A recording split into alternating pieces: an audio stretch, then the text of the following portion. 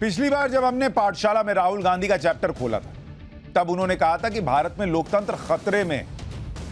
आज हम राहुल गांधी की फिर से बात करेंगे, क्योंकि अब वो सिर्फ ये नहीं कह रहे कि भारत का लोकतंत्र खतरे में, बल्कि कुछ ही दिन के अंदर अब वो ये कहने लगे हैं कि भारत में लोकतंत्र खत्म ही हो चुका है। मतलब अभी 4 दिन पहले खतरे में था, अब वो कह रहे हैं कि अब खत्म हो गया, डेड, मर गया। और यूरोप और अमेरिका को आकर भारत का लोकतंत्र बचाना चाहिए। नरेंद्र मोदी राहुल गांधी के राजनीतिक विरोधी हैं, उनके बारे में कुछ कहना तो समझ में आता है, लेकिन ये राहुल गांधी की राजनीति का हिस्सा है तो समझ में आता है। लेकिन भारत के लोकतंत्र, जिसका दुनिया भर में बड़ा मान है, जिस लोकतंत्र की दुनिया मिसाल देती है, उस लोकतंत्र को यह कहना कि भैया इंडिया में लोकतंत्र ही खत्म हो चुका और बाहर के लोग आकर इस लोकतंत्र को बचाएं, तो क्या राहुल गांधी की ये राजनीति जो है वो समझ से बाहर नहीं लगती कि ऐसा क्यों भाई? क्योंकि ये राजनीति नहीं है, ये सीधे तौर पर देश के खिलाफ होती हुई बात दिखती है। जिस देश में सरकार किसी की भी रही हो, हमेशा से एक ही सिद्धांत रहा है कि हमारे अंदरूनी मामले में किसी विदेशी ताकत का दखल नहीं होगा। उन विदेशी ताकतों से जाकर उन्हें उकसाना, उनके अंदर ये भरना कि देखो इंडिया में लोकतंत्र खत्म हो गया, बचेगा कैसे, भारत के अंदरूनी मामले में दखल दें, ये शायद ही किसी और नेता ने किया। राहुल गांधी देश में मुख्य विपक्षी पार्टी के मुख्य नेता हैं। क्या वो चाहते हैं कि मोदी को हराने के लिए बाइडेन और यूरोप के वो नेता खड़े हो जाएं, जो नेता खुद भारत आकर नरेंद्र मोदी को सबसे लोकप्रिय नेता बताते हैं और भारत के लोकतंत्र की तारीफ करते हुए नहीं थकते? राहुल गांधी को अब उनसे उम्मीद है क्या? क्यों मैं कह रहा हूं कि राहुल गांधी ज़ेलेंस्की वाला दांव चल रहे हैं, आपको यह भी बताऊंगा, फैक्ट्स भी दिखाऊंगा, लेकिन पहले एक बार राहुल गांधी को सुन लीजिए। How would you react if democracy suddenly disappeared in Europe? Right? You'd be shocked and you'd be like, oh my God, that's a massive blow to democracy. Well, how would you react if something, a structure 3.5 times Europe suddenly went non-democratic? Right? That's happened already. That's not something that is going to happen in the future. That's already happened. But there's no reaction. And if we're talking about Europe, that's the thing that shocks me. There's no reaction, right? And of course, there are reasons for there not being a reaction. There is sort of trade and there's money and stuff like that. But Indian democracy is a public good. And if you're looking at the democratic structure, it is the single most important public good. It's the largest. It's 3 or 4 times the size of the United States in terms of numbers. Same with regards to Europe. So the surprising thing is that the so-called defenders of democracy, which are the United States, European countries, seem to just be oblivious that a huge chunk of the democratic model has come undone, right? Which is a real problem. With regards to, and frankly, the opposition is fighting that battle, right? And it's not just an Indian battle. It's actually a much more important battle, because it's a battle for a huge part of the democratic people on this planet. तो राहुल गांधी के मुताबिक India में लोकतंत्र खत्म हो गया है, तो फिर उनकी पार्टी चुनाव किस बात का लड़ती? और दूसरी बड़ी बात, वो कह रहे हैं कि लोकतंत्र के सबसे बड़े पुरोधा जो हैं अमेरिका और यूरोप, वो तो जैसे कुछ देख ही नहीं रहे। ये और बड़ी समस्या। अरे तो क्या करें, अमेरिका और यूरोप आके कुछ करेंगे क्या? यहां राहुल गांधी को लगता है अमेरिका और यूरोप को आके कुछ करना चाहिए क्या? क्या चाहते हैं वो, अमेरिका और यूरोप क्या करें? राहुल गांधी जिस तरह से यूरोप और अमेरिका से भारत में दखल देने की, एक तरह से आवाज उठाने की बात कर रहे हैं, ये तो वैसा ही लग रहा है जैसे यूक्रेन के ज़ेलेंस्की ने किया। ये तो ज़ेलेंस्की वाला मॉडल है बॉस। ज़ेलेंस्की ने भी अमेरिका और यूरोप से यही गुहार लगाई थी ना, और उसी गुहार ने आज यूक्रेन को तबाह कर दिया ना। क्या राहुल गांधी के अंदर का ज़ेलेंस्की जाग रहा है क्या? क्या राहुल गांधी वही चाहते हैं कि विदेशी ताकत हमारे यहां दखल देकर वैसा ही हाल करे जैसा कि यूक्रेन का हुआ? क्या राहुल गांधी ये चाहते हैं कि अमेरिका और यूरोप भारत के हर मुद्दे पर बोलने लगे? कल को कश्मीर के मुद्दे पर या किसी और ऐसे मुद्दे पर जिस पर हमारे दुश्मन चीन पाकिस्तान का हित रहता है, उन मुद्दों पर अमेरिका और यूरोप बोलने लगे, तो क्या राहुल गांधी इस बात पर ताली बजाएंगे? और आप तब उनको किस मुंह से रोकिएगा कि बॉस हमारा इंटरनल मामला है, आप मत बोलिए? वो बोलेंगे जब आप खुद ही कहते हो कि हम लोग चुप हैं, भारत में लोकतंत्र मर रहा है, तो हम बोलने लगे, लीजिए बोल रहे हैं। अभी वो जो एक बड़ा बिजनेसमैन है जॉर्ज सोरोस, वो जब बोला और इन लोगों से फोटो वोटो सब साथ आ चुके हैं, वो सारी बातें, फिर भी कह रहे थे ये इंडिया के मामले में क्यों बोल रहे हैं? आप कह रहे हैं अमेरिका और यूरोप क्या कर रहे हैं? यानी राहुल गांधी क्या इस तरह की राजनीति शुरू करना चाहते हैं कि भारत में कोई भी विपक्षी पार्टी होगी वो विदेशों से मदद मांगने लग जाए कि बॉस देखिए यहां क्या हो रहा है? क्या राहुल गांधी इतने लाचार हो गए हैं कि उनको कुछ समझ में नहीं आ रहा कि मैं कैसे चुनाव जीतूं, तो इसलिए अब उनको विदेश से मदद चाहिए क्या? राहुल गांधी अब राजनीति के उस लेवल पर पहुंच गए हैं बॉस, जहां से उन्हें यूक्रेन जैसे देश और भारत का फर्क ही नहीं पता चलता। वो भारत को यूक्रेन की तरह कमजोर समझ रहे हैं और चीन को क्लीन चिट देने जैसी बातें कर रहे हैं। राहुल गांधी की सोच यह है कि जैसे रूस ने यूक्रेन के साथ किया कि अमेरिका यूरोप से दोस्ती ना करो, नेटो में शामिल ना हो, वैसे ही चीन भी भारत के साथ इसलिए टकराव कर रहा है कि भारत अमेरिका से दोस्ती कर रहा है।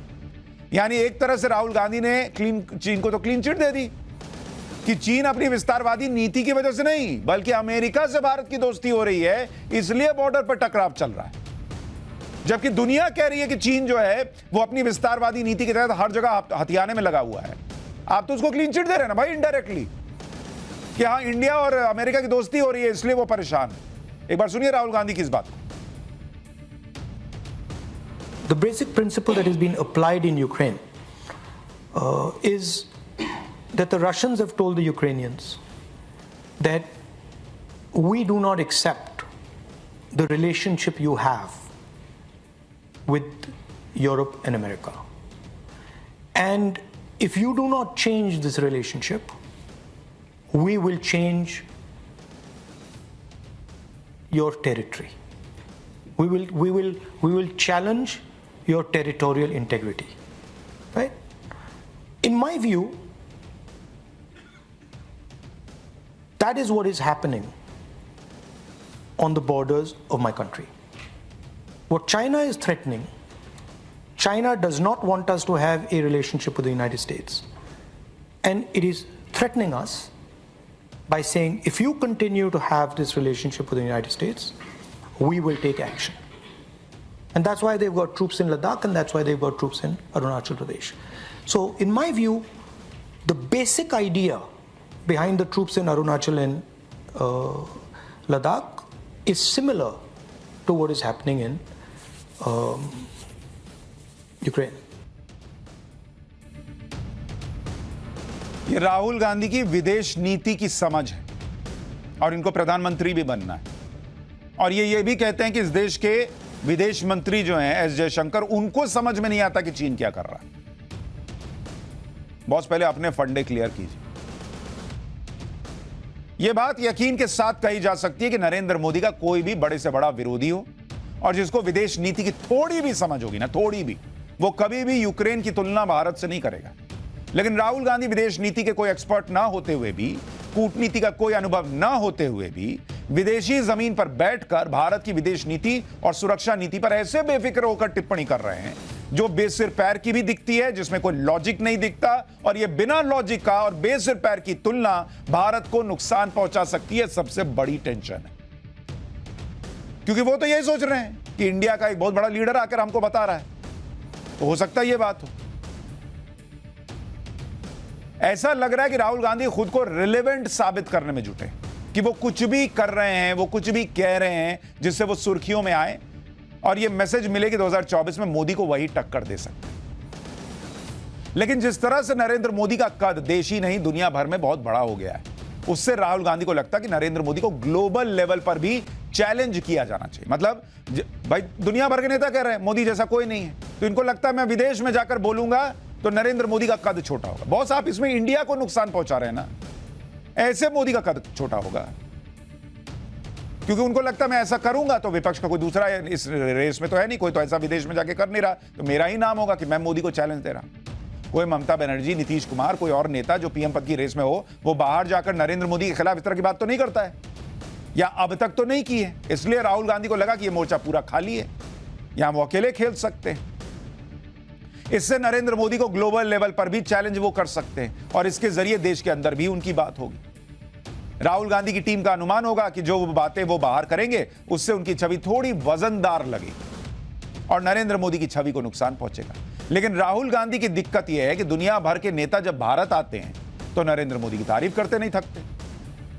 ऐसे में राहुल गांधी की बातों पर दुनिया में कोई यकीन कैसे कर सकता है? अच्छा, वो उनको पता है कि उनकी बात पे शायद ज्यादा यकीन ना हो, इसलिए वो पहले वाली बाइट में उन्होंने लाइन जोड़ दी कि अमेरिका, यूरोप ये लोग कुछ बोलते नहीं है क्योंकि पैसा, बिजनेस ये सब भी तो है। मतलब उनको लग रहा है कि पैसा, बिजनेस के चक्कर में ये लोग नरेंद्र मोदी को नहीं बोलते हैं। अरे बॉस, ये बोलते हुए तो आप फिर तो नरेंद्र मोदी की तारीफ ही ना कर रहे हो इनडायरेक्टली, कि आज का इंडिया ऐसा बना दिया है जो दुनिया की जरूरत है और इसलिए दुनिया कुछ नहीं बोलती। तो दुनिया की जरूरत इंडिया को बनाने वाले आदमी को आप कह रहे हो कि इसने कुछ नहीं किया, इसको कुछ नहीं आता, इसने इंडिया में लोकतंत्र खत्म कर दिया। कुछ दिन पहले इटली की पीएम भारत आई थी, उन्होंने पीएम मोदी की कैसे तारीफ की थी, एक बार सुनवाता हूं आपको। I firmly believe that there's a lot that we can do together, and I'm not sure if this will lead me to the approval rate that the Prime Minister Modi has reached. I think is the most loved one of all around the world. But I mean, this has really proven that he has been a major leader, and congratulations for that, Prime Minister. और ये इकलौती नेता नहीं है, मैंने आपको पहले भी दिखाया था ब्रिटेन में जहां पर राहुल गांधी गए हुए थे, वहां का सांसद संसद में खड़ा होकर बोल रहा है कि इस वक्त नरेंद्र मोदी से बड़ा दुनिया में नेता नहीं। लेकिन अपनी इमेज मेकओवर के लिए राहुल गांधी आग से खेलने के लिए भी तैयार है। आग का मतलब यह कि वो नरेंद्र मोदी की बुराई करते करते उन्हें पता नहीं चल रहा कि वो कब देश की बुराई कर रहे हैं, वो कब दुनिया को यह मैसेज दे रहे हैं कि हमारे यहां मत आना, यहां कुछ बचा नहीं है। जो लोग ये कंपैरिजन करते हैं कि नरेंद्र मोदी भी तो जाते हैं विदेश में और इंडियन डायस्पोरा के सामने बताते हैं कि देखो इंडिया बदल गया, बॉस वो ये बताते हैं कि पिछला इंडिया वैसा था जहां आप आने से डरते थे, बॉस ये नया इंडिया है, यहां आइए ना, यहां इन्वेस्ट कीजिए, यहां रहिए, यहां जो करना है कीजिए। वो इंडिया को चमकाते हैं और राहुल गांधी जाकर बता रहे हैं कि ये इंडिया तो खत्म है बॉस, यहां जुडिशरी नहीं बची, यहां मीडिया नहीं बचा, यहां लोकतंत्र खत्म। कौन आएगा यहां फिर? देश को कमजोर करने वाली बातें कर रहे हैं राहुल गांधी, ऐसा कईयों को लगा। जैसे चीन के मामले में राहुल गांधी ने फिर वही कहा जो वो अक्सर कहते रहते हैं कि चीन ने भारत की जमीन पर कब्जा कर लिया और प्रधानमंत्री कुछ नहीं बोलते और सेना भी जानती है कि चीन ने कब्जा कर लिया। एक बार ये बयान भी सुन लीजिए। A benign word. I mean, they're sitting on 2,000 square kilometers of our territory, right? I mean, I don't know, that antagonize doesn't quite capture it, right? No? I mean, yeah, it doesn't quite capture it. And the interesting thing is that when they did it, our Prime Minister said in a meeting with the opposition where I was there, that not a single inch of Indian territory has been taken. Right? Now, what message does that send to the Chinese? Right? The Chinese know they're sitting on 2,000 square kilometers of our territory. Our military knows it. And our Prime Minister says, well, we're not there. So, it encourages them. Rahul Gandhi कह रहे हैं कि चीन ने भारत पे कब्जा कर लिया। प्रधानमंत्री बता नहीं रहे, सेना ने तो ऐसी कोई बात कही नहीं है, पत्रकारों को तो वो मानते नहीं, वो तो कह रहे हैं पत्रकार और मीडिया खत्म हो चुका है। तो उनको कौन बता रहा है? चीन बता रहा है और उनको चीन की बात पे भरोसा है। राहुल गांधी को कौन बता रहा है भाई? फिर राहुल गांधी के बारे में जो बात हम कर रहे हैं, उनकी बातें नरेंद्र मोदी से ज्यादा देश की छवि को नुकसान पहुंचा रही हैं। वही बात लंदन में राहुल गांधी को एक कार्यक्रम में एक पत्रकार ने कही। भाई, लाइव शो में राहुल गांधी की क्लास लगा दी इस पत्रकार ने राहुल गांधी को बताया कि कैसे इंदिरा गांधी ने, जब लंदन में ऐसी ही एक प्रेस कॉन्फ्रेंस में भारत की जेलों की स्थिति के बारे में सवाल किया गया था, तो इंदिरा गांधी ने कहा था कि वो भारत के बारे में कुछ बुरा नहीं बोलेंगी। सुनिए एक बार। Mrs. Gandhi, your grandmother, was like an elder sister to me. She helped me a great deal and she was a wonderful woman. When she came here in a press conference in London, being imprisoned by Morarji Desai, a journalist asked her, what is your experience of prison in India? And she said, I don't want to talk anything bad about India in this conference. Now you are being constantly attacked in the Indian media for your Cambridge lecture. I hope that you will take some lesson from what Mrs. Indira Gandhi said, because I am your well-wisher. वहां भी लोगों को समझ में आ रहा है। वो याद दिला रहे हैं कि इंदिरा गांधी से कुछ सीखिए। विदेश की धरती पर बैठकर उन्होंने मना कर दिया था कि मैं भारत की आलोचना ही नहीं करूंगी। जब मनमोहन सिंह को देहाती औरत बता दिया था पाकिस्तानी प्रधानमंत्री ने, तो उस वक्त नरेंद्र मोदी प्रधानमंत्री नहीं थे। उन्होंने मनमोहन सिंह का साथ दिया था, कहा था यह भाषा बर्दाश्त नहीं करेगा भारत का कोई नहीं। और राहुल गांधी विदेश जाकर बता रहे हैं इंडिया में लोकतंत्र खत्म है बॉस। राहुल गांधी की बातों से वो लोग बहुत खुश हो रहे होंगे, बहुत ताली मार रहे होंगे, जिनका काम ही है नरेंद्र मोदी के खिलाफ ग्लोबल लेवल पर दुष्प्रचार करना।